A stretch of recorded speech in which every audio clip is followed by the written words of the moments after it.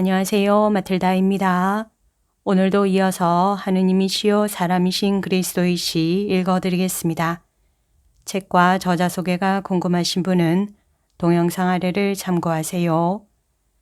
공생활 둘째 해 43장 막달라에 가신 예수 막달라의 마리아와 두 번째 만나시다.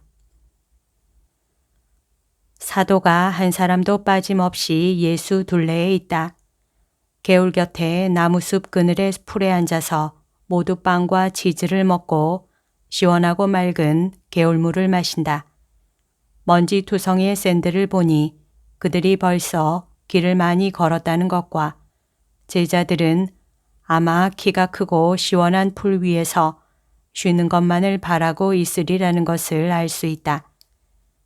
그러나 지칠 줄을 모르는 튼튼한 다리를 가지신 예수께서는 그렇게 생각하지 않으신다.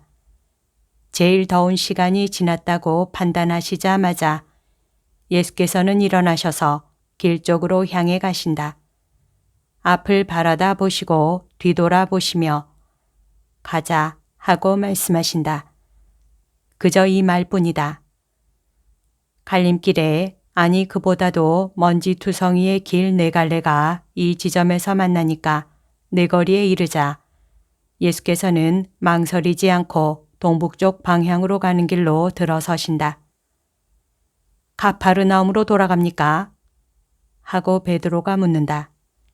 예수께서는 아니다 하고 대답하신다.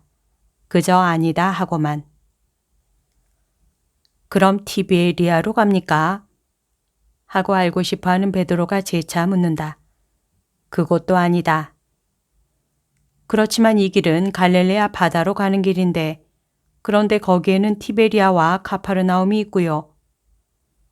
막달라도 있다. 하고 예수께서는 베드로의 호기심을 달래기 위하여 약간 정색을 하고 말씀하신다. 막달라요? 오. 베드로는 약간 눈살을 찌푸린다. 그것을 보니 이 도시는 평판이 나쁜 도시로구나 하는 생각이 든다.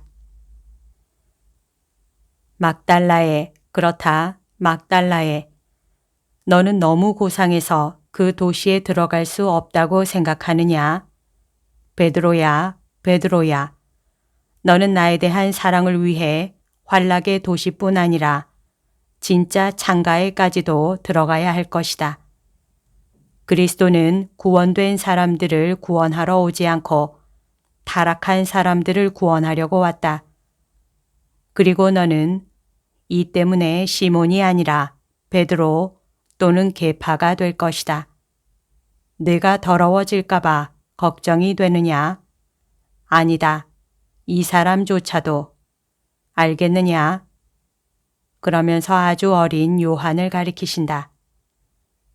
이 사람조차도 손상을 입지 않을 것이다. 이 사람이 그렇게 되지 않는 것은 그렇게 되기를 원하지 않기 때문이다.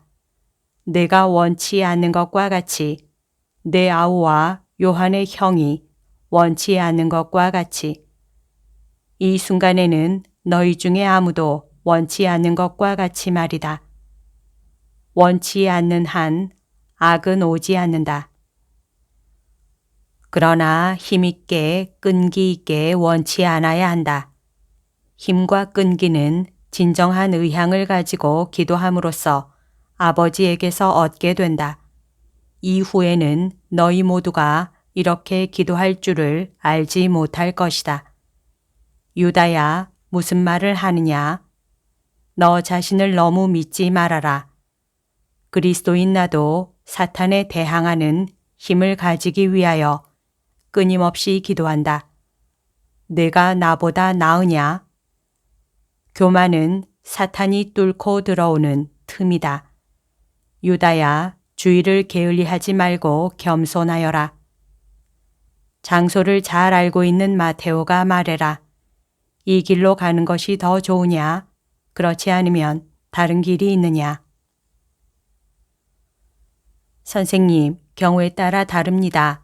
어부들과 가난한 사람들이 사는 막달라에 들어가고자 하시면 이 길이 맞습니다. 이리 가면 서민들이 사는 변두리로 들어가게 됩니다. 그러나 그렇게 생각하지 않습니다만 완전한 대답을 드리기 위해서 말씀드립니다. 그러나 부자들의 동네로 가고자 하시면 몇백 미터쯤에서 이 길을 버리고 다른 길로 가야 합니다. 부잣집들은 대개 이 위치에 있으니까요. 그래서 뒤로 돌아가야 합니다. 나는 부자들의 막달라에 가려고 하니까 뒤로 되돌아가자. 유다야, 뭐라고 말했느냐? 선생님, 아무 말도 안 했습니다. 선생님은 얼마 안 되는 시간에 두 번째나 제게 말을 물으시는군요. 그렇지만 저는 말을 도무지 하지 않았습니다. 입술로는 말하지 않았다. 그러나 내 마음으로 가만히 말했다. 너는 너의 손님인 마음과 가만히 말했다. 말을 하기 위하여는 다른 사람을 대화자로 가져야 하는 것은 아니다. 우리는 우리 자신에게 많은 말을 한다. 그러나 우리 자신의 자아와도 수다를 떨거나 중상을 해서는 안 된다. 일행이 이제는 말없이 걸어간다.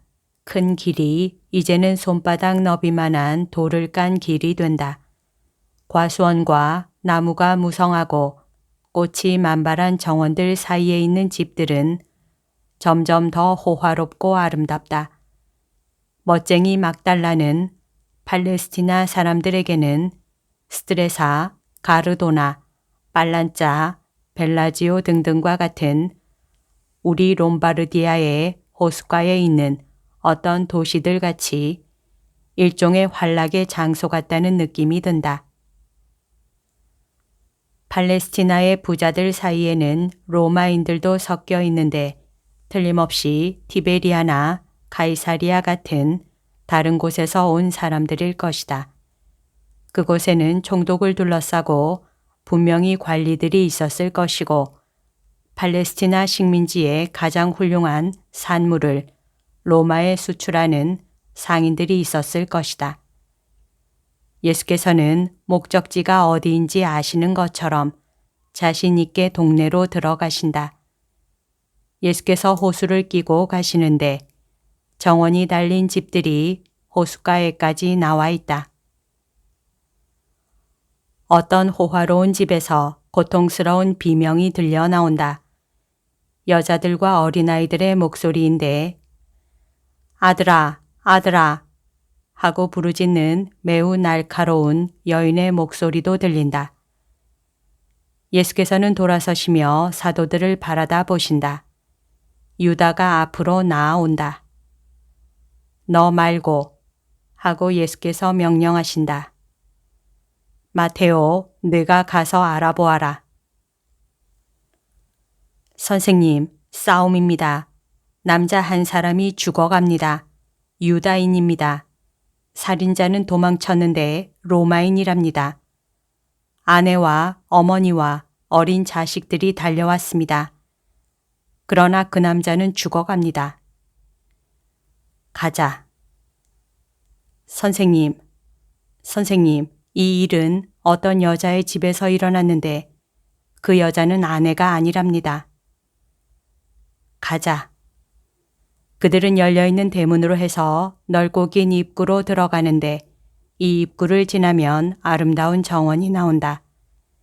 집은 그릇에 심은 푸른 나무와 조각과 상감세공을 한 물건들이 대단히 많아 이 회랑과 같은 것으로 분리되어 있는 것 같다. 방과 온실의 중간이라고나 할까. 현관 쪽으로 열린 어떤 방에 울고 있는 여자들이 있다. 예수께서는 서슴지 않고 들어가신다. 그러나 늘 하시는 것 같은 인사는 안 하신다.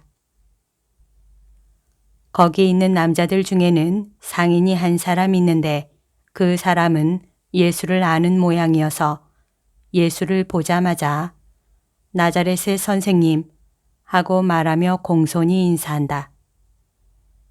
요셉, 무슨 일이요? 선생님, 심장에 단도를 한 대 맞았습니다. 죽어갑니다. 왜? 반백의 머리가 흐트러진 여인이 일어나면서 이 여인은 죽어가는 사람의 곁에서 벌써 생기가 없는 손을 잡고 있었다. 미친 여자와 같은 눈을 하고 부르짖는다. 전년 때문입니다. 전년 때문이에요. 전년이 얘를 악마같이 만들어 놓았습니다. 얘한테는 이제 애미도 아내도 자식들도 아무것도 없었습니다. 지옥이 널 잡아가야 한다. 이 악마 같은 년아. 예수께서 비난하는 떨리는 손을 따라 눈을 드시니 한 구석에 짙은 붉은색 벽에 기대 서 있는 막달라의 마리아가 보인다. 마리아는 말하자면 허리깨까지 아무것도 입지 않은 것 같아서 그 어느 때보다도 더 선정적이다. 허리깨까지 아무것도 입지 않은 것 같다고 말한 것은 허리 위쪽은 진주로 생각되는 작은 구슬들이 달려있는 육각형의 코로 되어 있는 그물 같은 것으로 감싸여 있는 발라이기 때문이다. 예수께서는 다시 눈을 내리신다. 마리아는 예수의 이 무관심 때문에 흥분하여 그때까지는 압도된 것 같이 있었는데 몸을 꼿꼿하게 일으키고 태어난 척한다. 아주머니 하고 예수께서는 어머니에게 말씀하신다. 저주는 하지 마시고 대답하십시오. 당신 아들이 왜 이 집에 와 있었습니까? 말씀드렸지요. 저 여자가 얘를 미치게 해서 그랬습니다. 저 여자가요. 조용하시오. 그 사람도 간음했고 이 죄 없는 어린아이들의 자격 없는 아버지였으니까 죄의 지위에 있었습니다. 그러니까 그 사람도 벌을 받아 마땅합니다. 이 세상에서도 저 세상에서도 뉘우치지 않는 사람에게는 자비가 없습니다. 그러나 아주머니와 저 죄 없는 어린아이들의 고통은 딱하게 생각합니다. 집이 뭡니까? 100m쯤 떨어져 있습니다.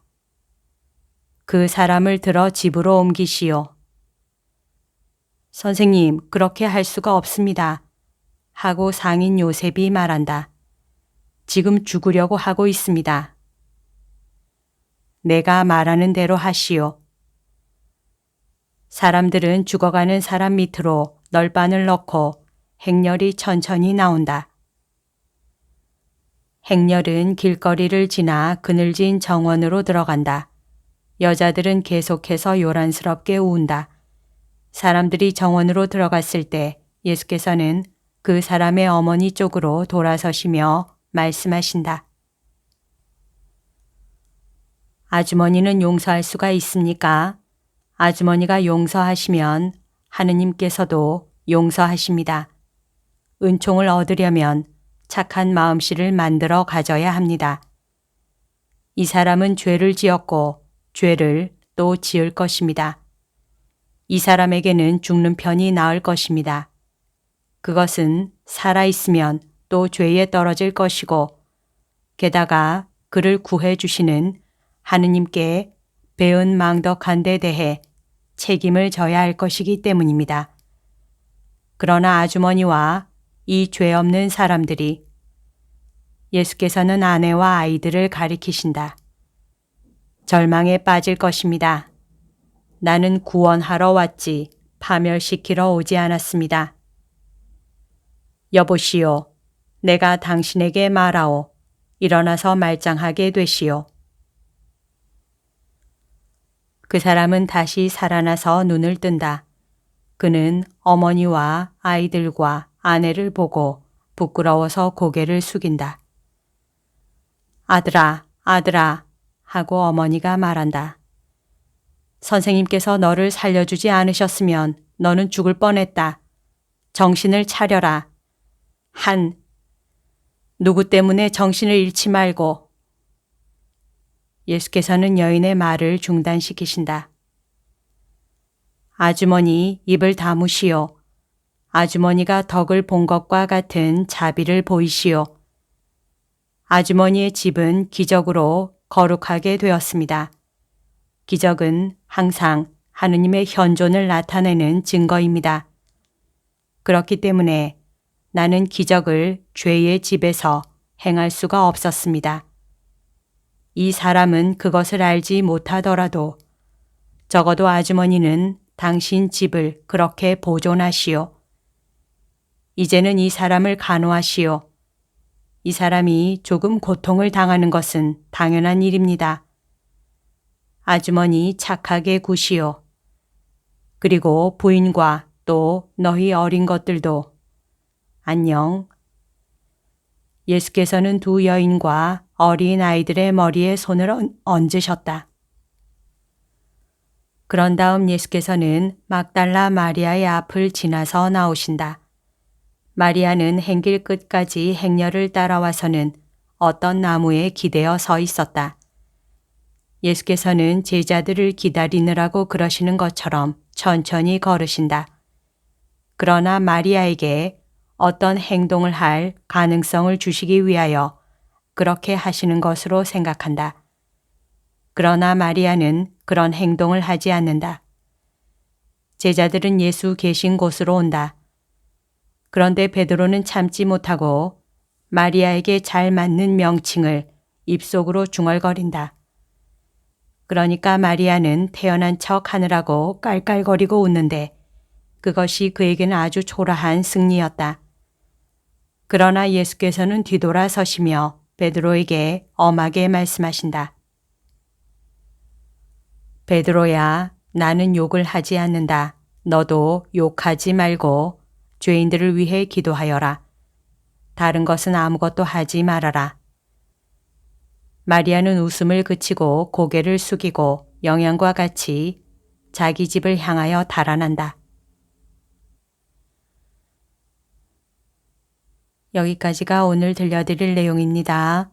오늘도 하느님의 뜻 안에서 서로 사랑하는 하루 보냅시다. 사랑합니다. 축복합니다.